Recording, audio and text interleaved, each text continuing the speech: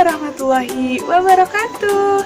Perkenalkan, nama saya Zilda Kurnia Septiana dengan NIM 14014191167. Nomor Basensi 25.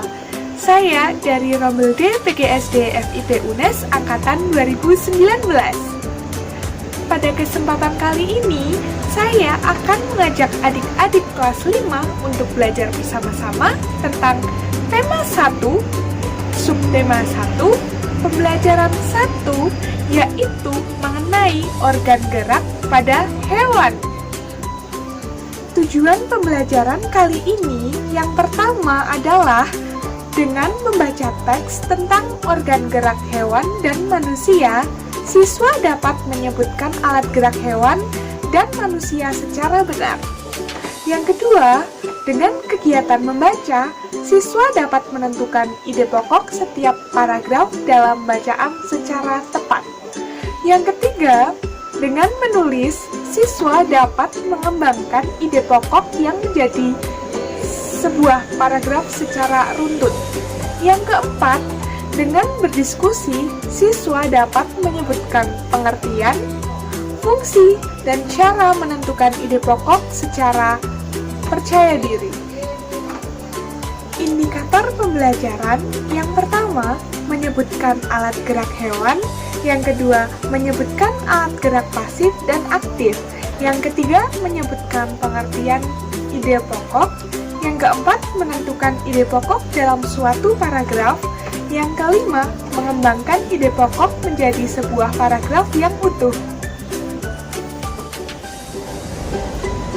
Untuk mengawali kegiatan pembelajaran pada kali ini, alangkah baiknya jika kita mengawalinya dengan berdoa bersama-sama terlebih dahulu ya. Berdoa, mulai!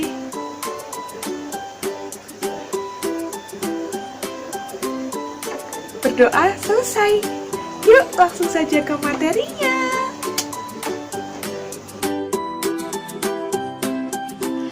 Adik-adik, apakah ada yang tahu apa yang dimaksud dengan paragraf utama? Ya, benar sekali. Paragraf utama adalah ide pokok dari suatu paragraf. Apabila suatu ide pokok terdapat di depan paragraf, maka dinamakan paragraf deduktif. Sedangkan apabila ide pokok terdapat di akhir paragraf, maka dinamakan paragraf induktif. Selanjutnya, mari kita memperhatikan paragraf berikut.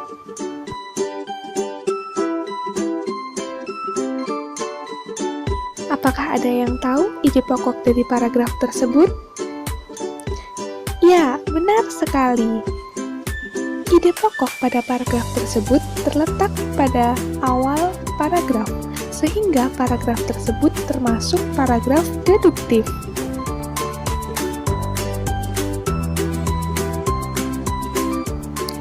Organ gerak pada manusia dan hewan terdiri dari dua macam, yaitu alat gerak pasif atau alat gerak yang tidak dapat bergerak dengan sendirinya, berupa tulang. Lalu yang kedua adalah alat gerak aktif atau alat gerak yang dapat bergerak dengan sendirinya, berupa otot. Tulang dan otot membentuk suatu kerjasama yang membuat manusia dapat bergerak dan dapat melakukan aktivitasnya. Tulang memiliki fungsi antara lain 1. Sebagai tempat melekatnya otot, 2. Sebagai pelindung organ dalam manusia, 3. Sebagai pembentuk rangka tubuh, dan 4. Sebagai tempat pembentukan sel darah merah. Selanjutnya adalah fungsi otot. Yang pertama adalah menggerakkan tulang. Yang kedua adalah mempertahankan postur atau posisi tubuh. Yang ketiga, mengatur saluran dalam sistem tubuh. Yang keempat, mengatur suhu tubuh. Berdasarkan ada dan tidaknya tulang belakang yang dimiliki hewan, hewan dibagi menjadi dua jenis, yaitu yang pertama hewan vertebrata. Hewan vertebrata adalah hewan yang memiliki tulang belakang. Contohnya adalah kelinci, gajah, burung, ikan, kadal, ular, dan sebagainya. Yang kedua adalah hewan avertebrata.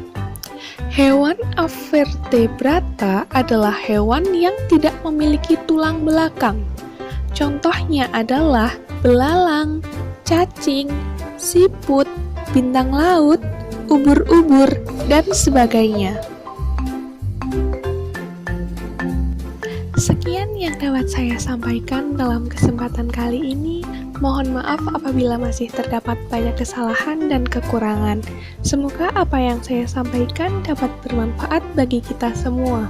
Terima kasih. Wassalamualaikum warahmatullahi wabarakatuh.